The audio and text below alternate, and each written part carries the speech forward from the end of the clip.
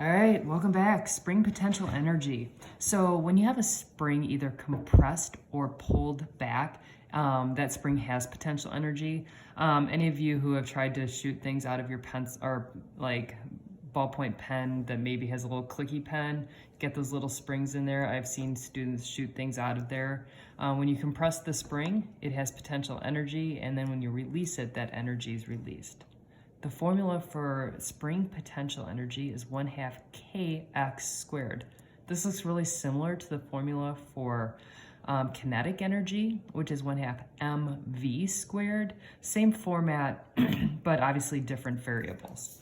And I'm just going to show you on the next page. I'm going to just work quickly through the problems so you guys can take notes if you would like to, or check your answers.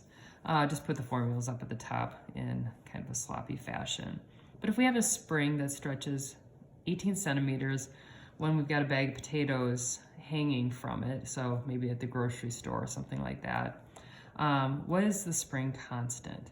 Well, I converted centimeters to meters, and my spring constant is going to be the force divided by the displacement. We end up with 310 newtons per meter is the spring constant for that spring. Now, using that spring constant, I can calculate how much potential energy is stored in that spring when it's stretched. So we'll use the spring constant. So it's potential energy of the spring is 1/2 kx squared. Use my spring constant that I calculated previously and the amount of displacement, and it has 5 joules of potential energy when that spring is, stretched out. Now, if we go to the next problem, how much force is necessary to stretch a spring where we know the spring constant, we know how far we want to stretch it?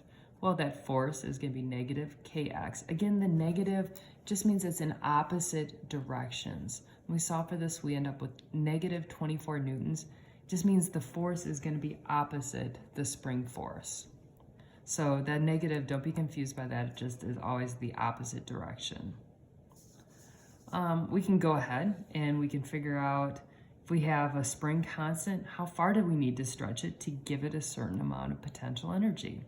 Well, we know the potential energy in the spring constant, so we can use the elastic spring constant potential energy equation, solve it for x.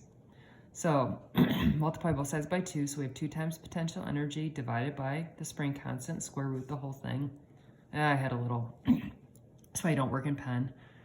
We end up with, once we solve this, 0.61 meters is how far we need to stretch that spring to have 48 joules of potential energy.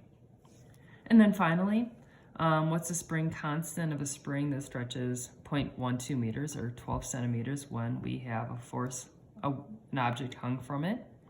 And this ends up with a spring constant of 200 newtons per meter. If we want to be specific in our sig figs, it's 2 times 10 to the second newtons per meter.